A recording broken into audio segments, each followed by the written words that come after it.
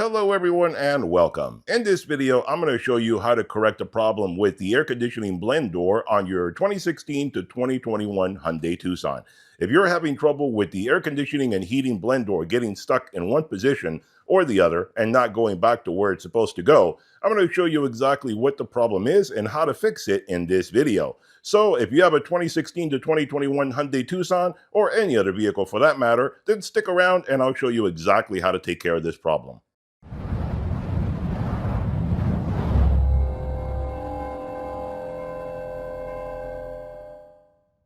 All right, guys, so if you have a 2016 to 2021 Hyundai Tucson, then you probably have a problem with the heating and cooling HVAC system in your vehicle getting stuck, either giving you too much heating or too much cooling.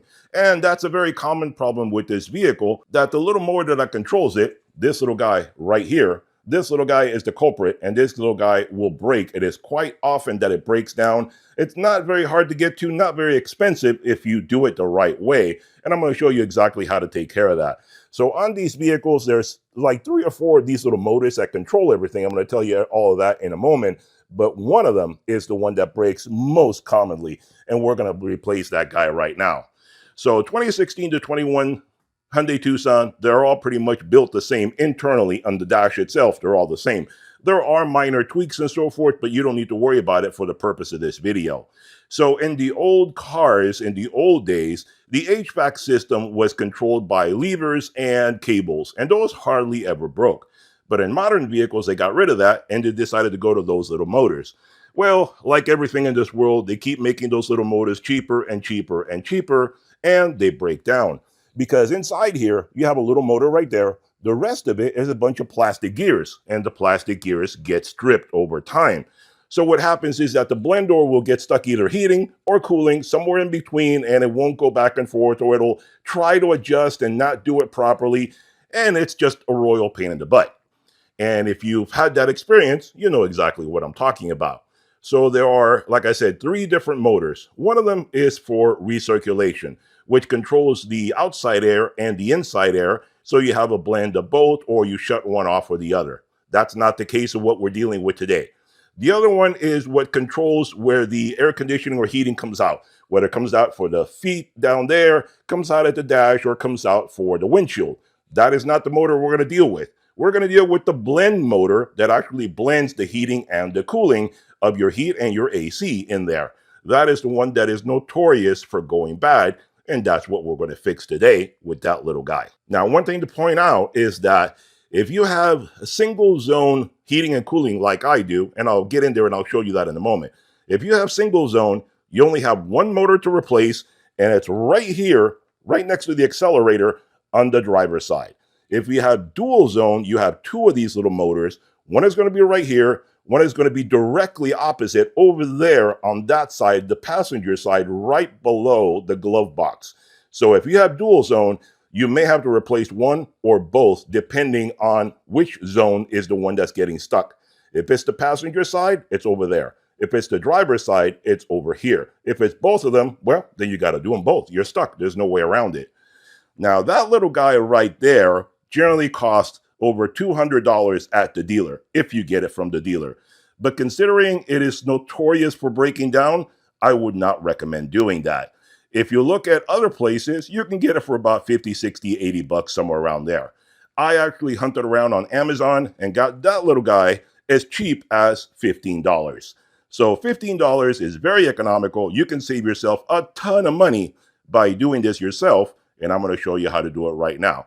And if you like learning about doing DIY projects and repairs on your vehicle, your home, etc., be sure to hit that subscribe button. Do me a big favor, doesn't cost you anything, and it helps out the channel. Hit that subscribe button, and that way you'll know about all sorts of different things that I do where I show you how to fix things and save yourself a ton of money. Like this one.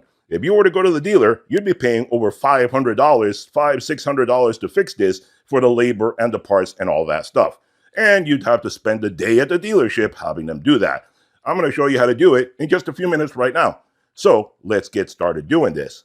Now, some people say there's a few videos online and they're not very good. Some people say you have to remove all these panels to get at it. I'm going to see right now if you do or don't. But if you do, to remove these panels, what you do is start here. take this side panel off. Put a screwdriver or a vinyl screwdriver in here, pop this guy off. There's a couple of screws, one up here and one down here for this guy. And there's a couple of screws down below. And it'll pop right out, and then you got plenty of room to access this. Because this little motor is down right in here. So that's exactly what we're going to access right now. And working on here probably to make room better, make sure you push the seat all the way back, and that way you got more room to get in there and take care of this problem. So let me set up the camera under there, and then we'll get started. All right, guys, so let me show you what I've done so far, and then you can learn from it and take whatever you want from what I've done so far and use it to your application. So basically, I got under there and I found where the motor is. And it seems to be a fairly universal motor because I see some other motors under there that are all pretty much the same. So basically, you do or don't have to take the dash apart. It's totally up to you. What I found, I started kind of taking it apart. Like I said, there's a hidden screw right there and a hidden screw back there when you take off that panel there, and you got to move this out of the way to be able to get at it.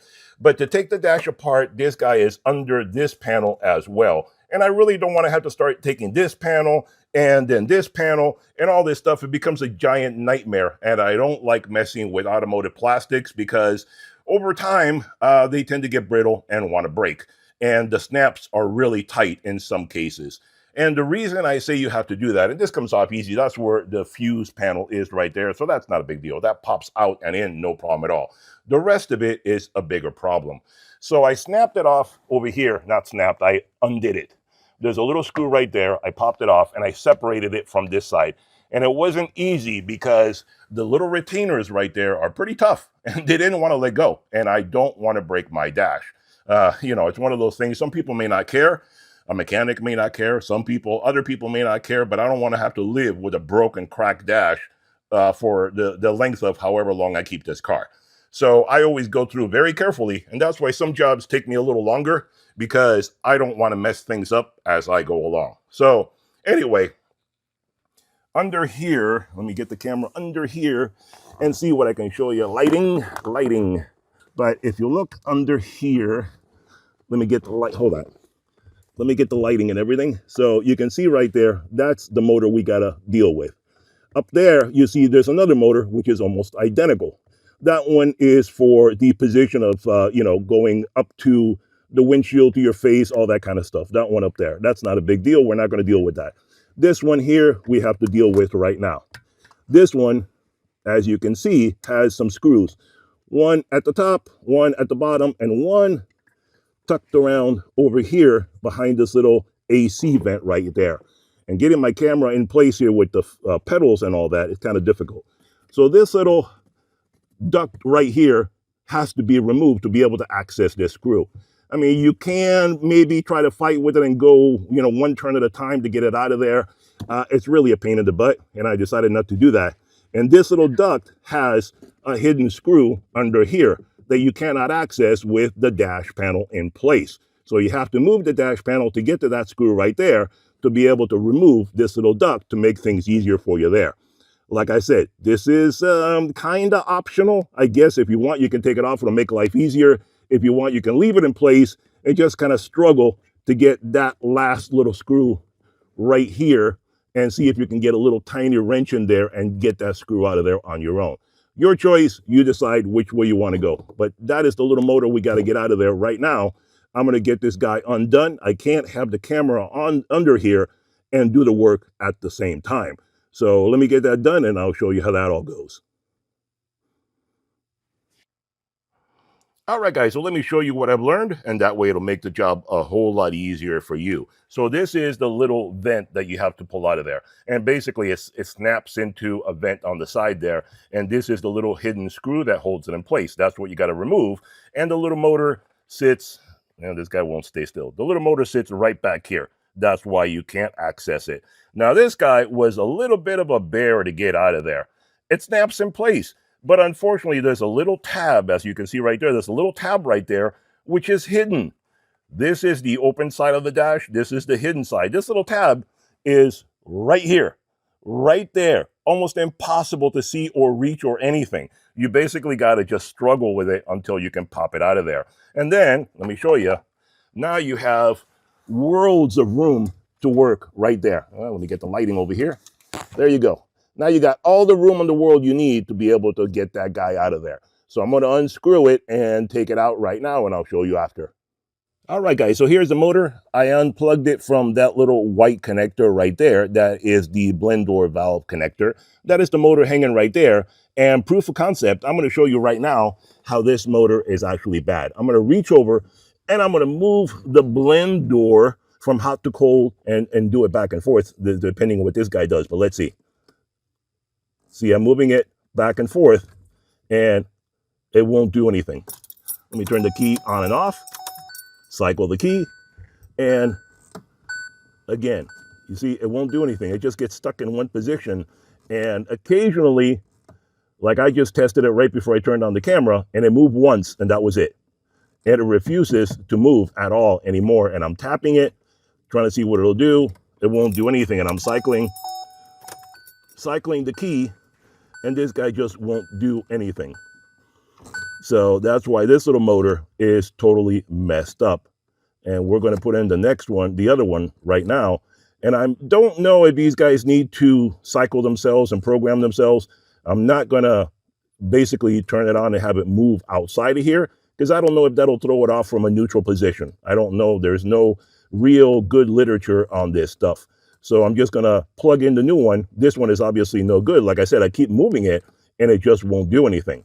So this guy is dead meat. Let me get this guy out of here and replace it.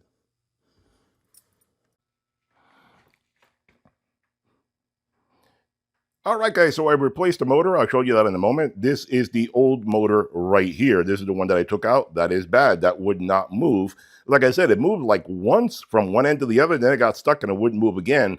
And that is one of the things that it'll do, basically, that you know you have it bad. Because a lot of times what would happen to me is I would move it to, on a cold morning, move it to the heat, and that'd be fine. Then in the afternoon, if I wanted to go back to the AC, it wouldn't do it. And if I kind of, moved it back and forth, maybe I would go back, or maybe in a day or two, it would go back. So I would have to live with the heat during a hot day for a couple of days until it decided to move again, which is really quite inconvenient and not a good thing you want to do. But this little guy is easy to pop off and snap in. All you got to do is make sure you line up those little tabbies right there. You see how it has little notches in there? All you got to do is line those up.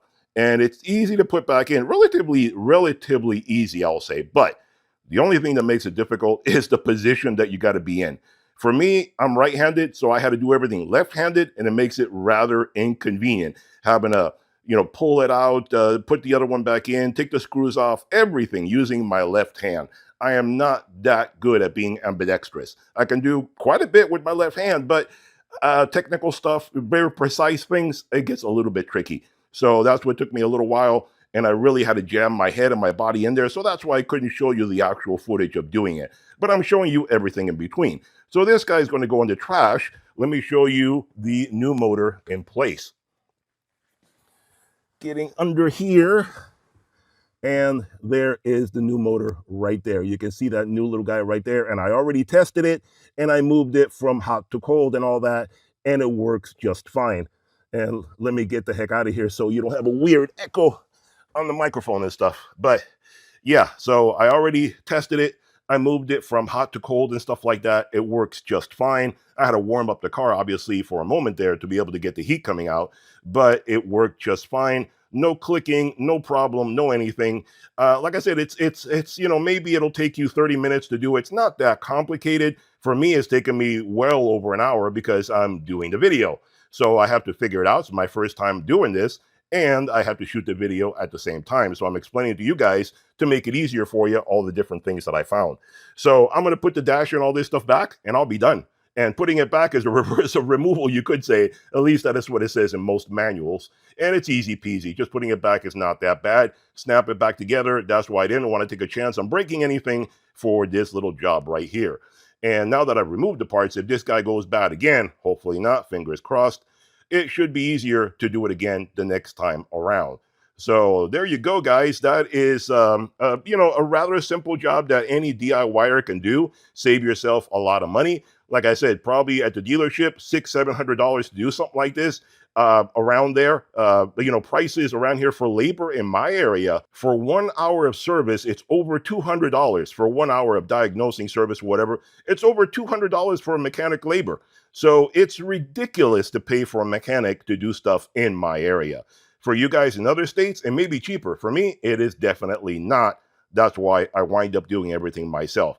So there you go. Remember, single-sided over here for single zone, one on the other side as well for dual zone. And that's all you got to do. And it seems to be pretty much the same motor for just about everything in this car. So it's easy enough to find one on Amazon really cheap. 15 bucks. That's all I paid for this guy. Not very expensive at all. And not that hard a job to do. I wouldn't rank it very hard at all.